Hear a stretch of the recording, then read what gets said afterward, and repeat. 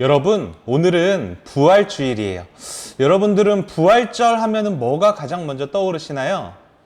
제가 이 교회 오기 전에, 서부제일교회 오기 전에 유초동부를 맡았는데 그 초등학생들에게 이렇게 물어보면은 가장 많이 나오는 대답이 뭐냐면 계란이더라고요. 계란. 아마 여러분들 중에서도 계란을 가장 먼저 떠올린 사람이 있을 텐데 저는 이런 현실을 보면서 한편으로는 조금 씁쓸한 마음이 들기도 했어요. 부활절의 주인공은 누가 뭐라고 할지라도 예수님인데, 물론 뭐 의미는 좋지만 계란이라는 이 물건 때문에 우리가 주인공인 예수님을 조금 덜 생각하지는 않은가? 뭐 이런 생각이 들더라고요. 그러면서 한편으로는 예수님이 부활하셨다라는 것이 도대체 나랑은 무슨 상관이 있는지도 모른 채 이 부활절을 보내고 있는 사람도 교회 안에 참 많다는 생각을 해봤어요. 예수님이 부활하셨다는 것은 믿는데 그 부활이 정작 나에게 어떤 영향을 주는지, 그 부활이 나와는 어떤 연관성이 있는지 전혀 모르는 성도들이 참 많이 있는 것 같아요. 여러분들은 어떤가요? 예수님의 부활이 여러분 자신과 어떤 연관이 있다고 생각하세요? 오늘 성경에 등장하는 이 한 사람의 이야기를 통해서 여러분들이 이 부분을 좀 알아갔으면 좋겠어요. 오늘 우리가 읽은 이 본문에는 누가 등장하고 있죠? 요셉이라는 사람이 등장하고 있어요. 성경에 요셉이라는 이름을 가진 사람이 정말 많은데 여러분들이 딱 떠오르는 사람이 누구예요? 아마 예수님의 아버지 요셉을 떠오르는 사람이 제일 많을 거예요. 그리고 또 구약 성경에도 보면은 애굽의 총리가 된 요셉도 있죠. 그런데 오늘 본문에서 말하는 요셉은요, 그 두 사람은 아니고 오늘 말씀에서 요셉은 아리마대 사람 요셉이라고 말을 하고 있어요. 이 아리마대라는 단어는 그러니까 막 성을 말하는 게 아니에요. 요셉의 성이 아리마대다 이게 아니라 지역을 말해요. 그 아리마대라는 지역에서 사는 요셉이다. 이렇게 이해하면 돼요. 그러면 이 사람을 성경이 어떻게 소개하고 있는지를 한번 볼까요? 특별히 이 아리마대 사람은 사복음서라고 여러분 들어봤어요? 마태복음, 마가복음, 누가복음, 요한복음 이 네 개의 복음서에 모두 다 소개를 하고 있어요. 그러니까 굉장히 중요한 사람이다라는 거겠죠.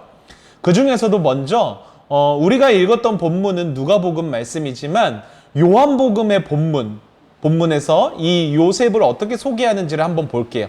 요한복음 19장 38절을 한번 우리 같이 읽어볼게요. 시작. 아리마대 사람 요셉은 예수의 제자이나 유대인이 두려워 그것을 숨기더니 이 일 후에 빌라도에게 예수의 시체를 가져가기를 구하매 빌라도가 허락하는지라 이에 가서 예수의 시체를 가져가니라. 아멘. 이 구절을 보니까 요셉을 예수님의 제자라고 소개를 하고 있어요. 그렇죠? 그런데 제자이지만 그 사실을 숨기며 지냈다라고 해요. 왜요? 이유가 뭐예요? 유대인들이 두려워서라고 기록하고 있어요. 무슨 말인지 여러분 좀 이해가 되세요? 그러니까 이 요셉이 예수를 믿는다고 해서 유대인들이 막 요셉을 해코지하거나 핍박하거나 막 그런 것은 아니에요.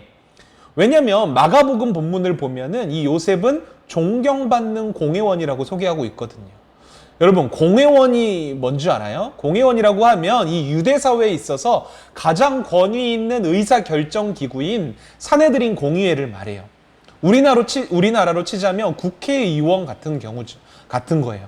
그러니까 요셉이 국회의원들 중에서도 존경받는 위치에 있었다라고 하니까 여러분 얼마나 사회적으로 높은 명예를 가지고 있는지 좀 짐작이 가시겠죠? 이제 왜 요셉이 예수의 제자인 것을 숨겼는지 좀 이해가 되세요? 유대인이 두려워서 숨겼는데 이 유대인이 두려웠다는 말은요, 지금 요셉이 가지고 있는 그 명예, 지금 누리고 있는 그 사회적인 위치를 잃어버릴까봐, 예수 믿는다는 사실 하나로 잃어버릴까봐 그것이 두려웠다. 그런 의미예요. 이 당시에 여러분 사내들인 공의회에 소속된 의원들은요, 하나같이 종교 지도자들과 같은 부류의 사람들이었어요. 여러분, 종교 지도자들이 예수님을 십자가에 못 박아서 죽이려고 한 사실은 이미 다 알고 있죠. 그렇게 예수님을 싫어했던 그 사람들에게 같이 이렇게 묶여있는 요셉이라는 사람이 예수님의 제자라고 알려진다면 어떻게 될까요? 지금 같이 그렇게 누리고 있던 모든 것들, 명예와 뭐 권력과 그 사회적 위치들을 다 잃을 수도 있는 거예요. 그게 두려워서 요셉은 예수님을 따르는 제자였지만 철저히 숨기면서 살아가고 있었어요. 여러분, 이 요셉의 모습을 보면서 왠지 우리와 조금 비슷하다라는 생각이 들지 않아요? 왠지 교회 다니고 예수 믿는 게 조금 사람들에게 알려지고 드러나면은 좀 손해볼 것 같아서, 남들이 예수 믿는 나를 좀 이상하게 생각하진 않을까? 이렇게 생각하면서 굳이 뭐 꼭 예수 믿는 걸 드러내야겠어? 이렇게 우리는 살아가고 있지는 않나요? 혹시라도 예수 믿는 게 드러나면은 우리가 말과 행동도 좀 조심해야 하니까 그냥 편하게 살려고 말 안 한다거나, 아니면 여러분 교회에서 막 다 같이 우리 전도하자 이럴 때는 어때요? 사람들 앞에 막 서기 부끄럽잖아요. 예수 믿으세요 이 말 한마디 하기가 부끄러워서 창피해서 싫어서 피했던 적, 여러분 우리 다 이런 적 있잖아요. 그렇죠? 혹시라도 예수 믿는 것 때문에 내가 손해볼까 봐, 내가 가지고 있는 것을 잃을까 봐, 창피당하고 사람들의 손가락질 받을까 봐 두려워하면서 예수님의 제자인 사실을 숨겼던 사람이 바로 요셉이었다는 거예요. 그런데 여러분 아이러니한 게 뭔지 알아요? 성경은 이런 요셉을 또 어떻게 소개하고 있냐면 하나님의 나라를 기다리는 자라고 소개하고 있어요. 뭔가 이 문장 자체만으로 보면 굉장히 멋있죠. 그죠? 그런데 이 멋있는 문장의 이면에는 굉장히 부끄럽고 초라한 그 한 사람, 그 요셉의 연약한 모습이 숨겨져 있다는 것을 우리는 알아야 해요. 그러나 여러분, 우리가 여기서 발견해야 할 한 가지는 뭐냐면은 하나님의 나라를 기다리는 자라는 말이 이 세상의 사람들이 두려워서 그렇게 예수의 제자인 사실을 숨기는 연약한 상태의 요셉을 가리켜서 하는 말이 아니라는 거예요. 요한복음의 말씀, 우리가 읽었던 말씀을 여러분 다시 한번 자세히 살펴보세요. 유대인이 두려워서 숨어 지냈던, 그 사실을 숨겨 지냈던 그런 사람이 갑자기 한순간에 달라지는 것을 볼 수 있어요. 무슨 일이 일어나고 있어요? 하반절 말씀 보세요. 요한복음 19장 38절 하반절. 이 일 후에 빌라도에게 예수의 시체를 가져가기를 구하매 빌라도가 허락하는지라. 이에 가서 예수의 시체를 가져가니라. 사람들이 두려워서 예수 믿는 것을 숨기면서 지냈던 사람이 지금 뭐 하고 있어요? 빌라도 앞에 갑니다. 그리고 당당하게 예수님의 시신을 요구하고 있어요. 여러분, 뭔가 좀 전에 유대인을 두려워하고 있었던 그 요셉의 모습과 달라진 그런 모습이 좀 느껴지시나요? 요셉은 지금 막 사람들 몰래 지금 막 가서 이러고 있는 게 아니에요. 공식적으로 빌라도에게 가서 시신을 요구하고 있는 거예요. 여러분, 드라마나 영화 같은 데서 보면은 이 정치 쪽에서 소문이 엄청 빨리 도는 거 여러분들 보셨죠? 그죠? 여러분, 유대인을 대표하는 그런 명망 있는 요셉이라는 그 의원이 로마의 총독인 빌라도에게 공식적으로 가서 뭐를 요구해요? 십자가형을 당한 죄수인 예수의 시체를 달라고 요구했어요. 여러분, 이 사건이 유대인들한테 이렇게 막 알려지지 않았을까요? 혹여나 어떤 사람은 요셉이 예수의 시체를 요구했다는 게 뭐가 문제가 돼? 이렇게 생각하는 사람이 있을 수도 있어요. 여러분, 근데 이 십자가에 처형당한 죄인이 어떤 죄인이라는 것을 이해한다면 그런 생각은 할 수 없어요. 왜냐하면 여러분, 당시에 십자가 형벌은요, 가장 지독한 죄수들에게 가해지는 형벌이었어요. 도저히 인간이 감당할 수 없는 지독하고 악랄한 처형 방식이 이 십자가 형벌이었기 때문이에요. 당연히 이 십자가형을 받은 죄인의 시체는 어떻게 됐을까요? 장례는커녕 그냥 쓰레기처럼 버려지는 게 대부분이었다고 해요. 그런데 그런 예수님의 그런 십자가형을 당한 죄수인 예수의 시신을 요셉은 공식적으로 요구하고 있는 거예요. 심지어 그 시신을 받아서 뭐 하고 있어요? 오늘 본문 53절을 한번 보세요. 이를 내려 세마포로 싸고 아직 사람을 장사한 일이 없는 바위의 판 무덤에 넣어두니. 여러분, 이 말이 무슨, 이 세마포로 싸고 무덤에 이렇게 두었다라는 게 무슨 말을 의미하냐면은 정식으로 유대인의 장례법에 따라서 예수님을 장사 지내고 있는 과정을 이렇게 말을 하고 있는 거예요, 여러분. 누가 봐도 예수님을 따르는 사람이거나 아니면은 예수님의 제자로 보이지 않겠어요? 그러면 이 사실이 알려지게 된다면 그동안 요셉이 쌓아왔던 그 의원으로서의 명예와 누리고 있던 권력과 사회적 위치는 어떻게 될까요? 이 사실이 알려진다면 모든 유대인들이 죄인으로 낙인을 찍고 신성을 모독한 죄인으로 십자가에 못 박아 죽인 예수의 제자라는 사실이 알려지게 된다면 요셉은 지금 누리고 있는 모든 것을 다 잃어버릴 수가 있어요. 여러분, 원래 요셉은 그게 두려워서, 잃어버릴 게 두려워서 예수 믿는 걸 숨기면서 살았던 사람이잖아요. 근데 왜 갑자기 이렇게 변했어요? 저는 요셉이 이렇게 한순간에 변한 이유를 요한복음 본문에서 발견했어요. 여러분, 다시 한번 요한복음 19장 38절 이 구절을 자세히 한번 살펴보세요. 유대인을 두려워하는 요셉의 모습과 빌라도에게 당당하게 예수님의 시신을 요구하는 그 모습 사이에, 변화된 모습 사이에 어떤 구절이 눈에 들어와요? 이 일 후에. 요셉의 변화된 모습 사이에 이 일 후에라는 이 한 구절이 삽입되어 있어요. 어떤 일을 겪었길래, 도대체 어떤 일을 겪었길래 요셉이 이렇게 한순간에 변화되었을까요?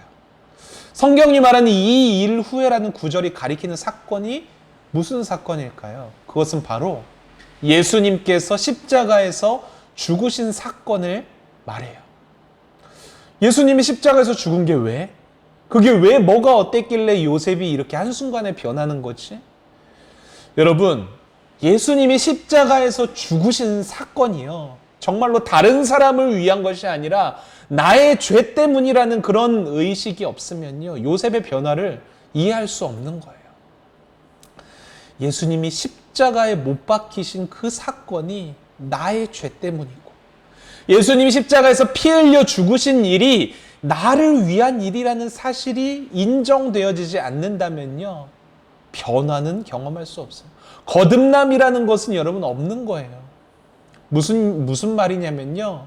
그냥 겉으로 봐서 교회 열심히 다닌다고 해서 우리가 예배 시간에 찬양 뜨겁게 부르고 기도 많이 하고 막 봉사도 막 열심히 한다고 해서 그래서 거듭난 사람이 아니라요. 예수 그리스도의 그 십자가 앞에서 내가 얼마나 죄인인지를 깨닫고 이런 죄인인 나를 구원하시기 위해서 우리 주님께서 친히 생명을 주셨구나. 이것을 은혜로 깨닫는 자가 거듭난 사람이라는 거예요. 그리고 이러한 사실을 우리는 뭐라고 말을 해요? 믿음이라고 말해요. 여러분, 오해하지 마세요. 믿음은요, 그냥 내가 예수님을 믿어 이렇게 말로만 우리가 입술로 하는 고백이 믿음이 아니에요. 믿음은 예수님이 나를 위해서 십자가에 못 박혀 죽으셨다라는 그 사실, 그 팩트를 우리가 머리로만 이해하는 게 믿음이 아니에요. 그런 것들은 믿음이 아니에요. 믿음은요, 정말로 내가 구제받지 못할 처절한 죄인이라는 사실을 십자가 앞에서 인정해야만 해요. 그럼에도 불구하고 이런 나를 구원하시기 위해 생명까지 주신 분이 바로 예수님이다 라는 것을 인격적으로서 받아들이고 인정하고, 그것이 바로 믿음이에요, 여러분. 그래서 믿음은요, 우리가 하고 싶다고 해서, 믿고 싶다고 해서 믿는 게 믿음이 아니에요. 사람의 힘으로 할 수 없는 일이에요, 믿음은요. 성령께서 우리 안에서 강력하게 작용하셔서, 일하셔서 우리를 믿게끔 하셔야만 우리는 믿을 수 있다는 거예요. 그래서 여러분, 믿는다는 것 자체가 굉장히 놀라운 기적이라는 사실을 알아야 해요. 믿는다는 것 자체가 큰 은혜라는 사실을 우리는 깨달아야 하는 거예요. 여러분, 요셉은 이 믿음이 있었어요. 예수님이 십자가에서 달려서 그 죽는 모습을 바라보면서 진짜 예수님이 나의 구주이시구나. 예수님이 나 같은 죄인을 위해서 저렇게 십자가에서 달리셔서 죽으셨구나. 나에게 새로운 생명을 주시려 저렇게까지 하시는구나. 확신적으로 깨달아졌어요. 그래서 그동안 자신의 것을, 가진 것을 잃을까봐 사람들 앞에서 예수 믿는 것을 숨겼던 것을 어떻게 했을까요? 처절하게 그렇게 예수님 앞에 엎드려서 회개했을 거예요. 주님은 나 같은 죄인을 구원하시려고 이처럼 십자가에서 죽기까지 하셨는데, 그렇게까지 나를 사랑하셨는데, 저는 혹시라도 제 것을 잃을까봐 두려워하면서 주님을 숨겼습니다. 저를 용서해 주세요. 이런 진실한 회개를 하고 난 뒤에 요셉은 어떻게 바뀌었어요?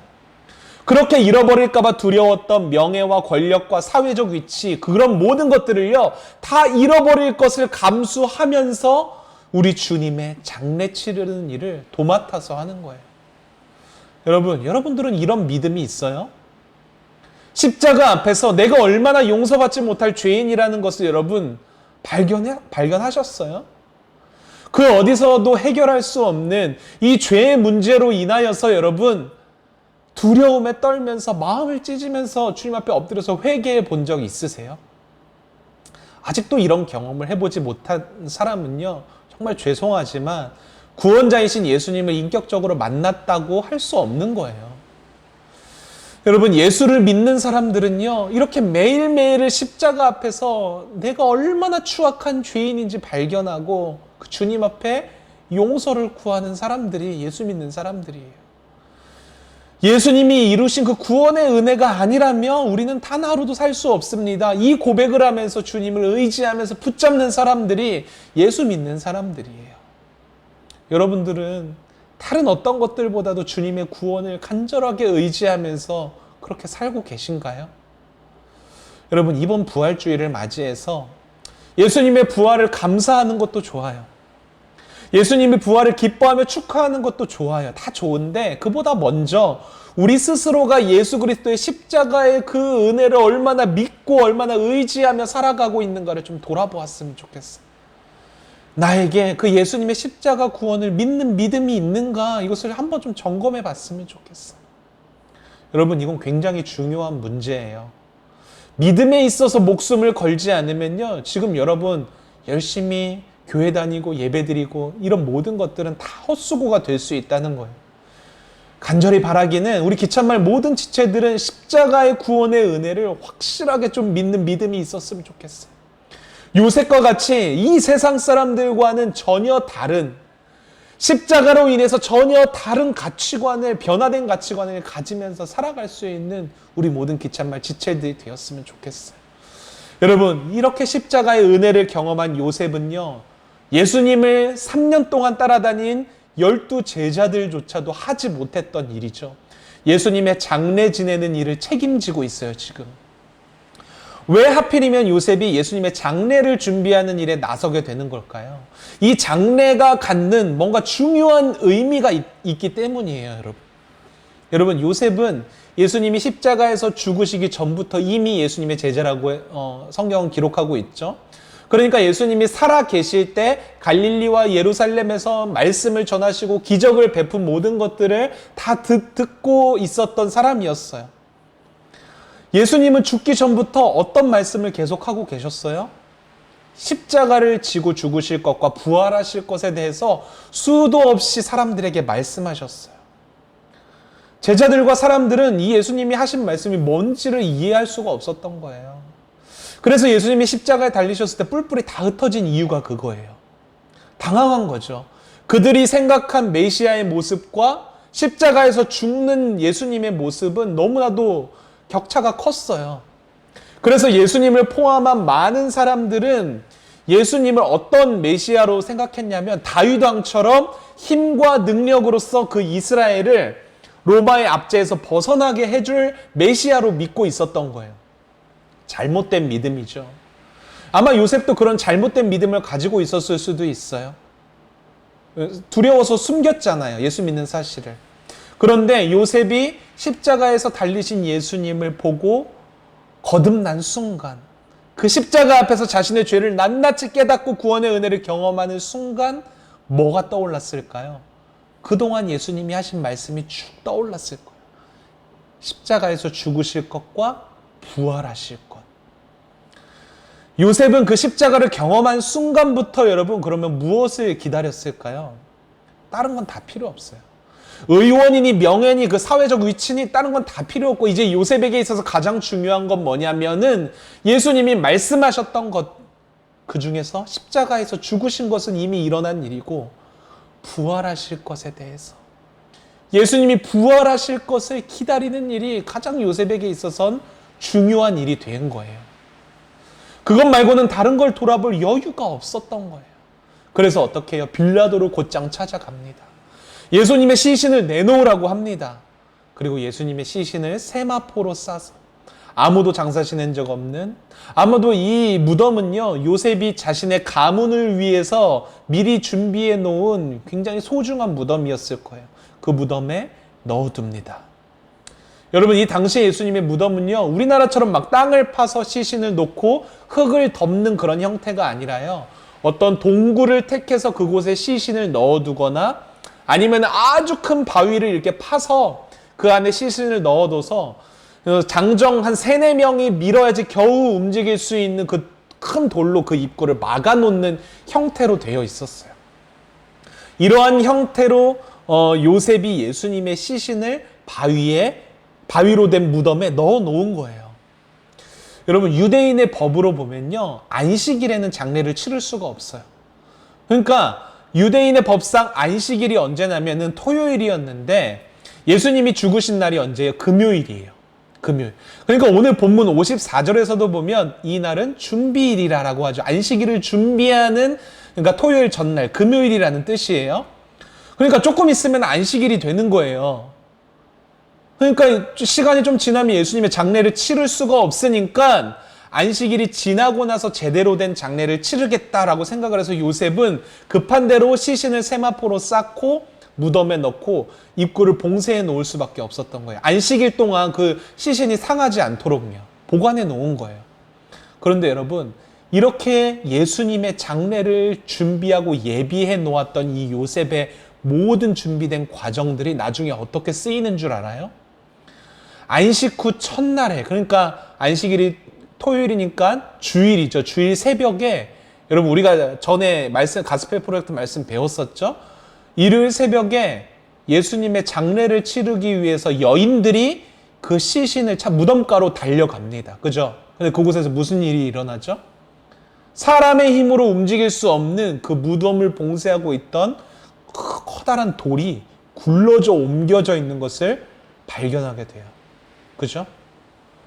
또한 이 여인들의 말을 듣고 무덤가로 달려간 베드로는 그 무덤 안에서 무엇을 발견하게 돼요?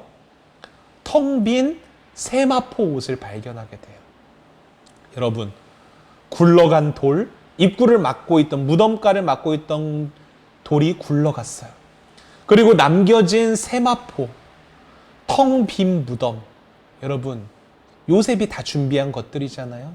이 모든 게 어떤 의미를 가지고 있는 줄 알아요? 예수님의 부활을 알리는 증거로서 쓰여지고 있는 거예요.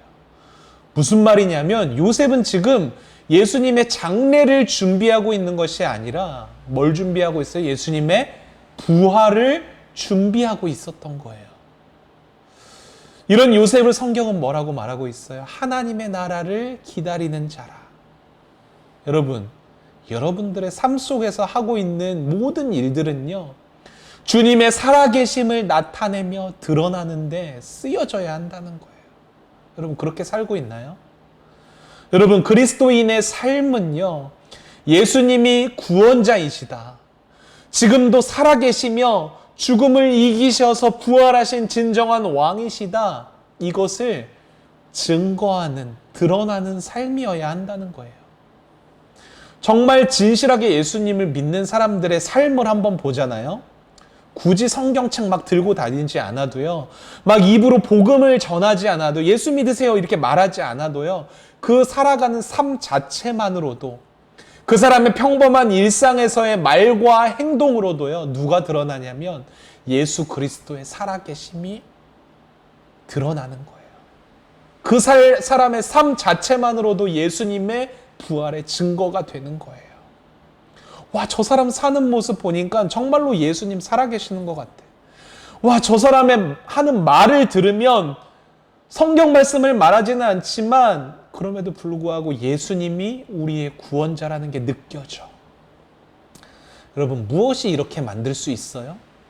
십자가를 통해서 완전히 삶의 가치관이 변하게 되니까, 그 변화된 삶의 가치관을 가지고 살아가니까 무슨 일을 하든지 우선순위가 주님이 될 수밖에 없는 거예요.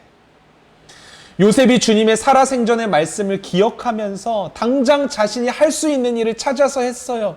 그게 뭐였어요? 주님의 부활하심을 자신의 손으로 준비하는 일이었어요. 그래서 모든 것을 다 내려놓고 그 주님의 부활을 준비해요.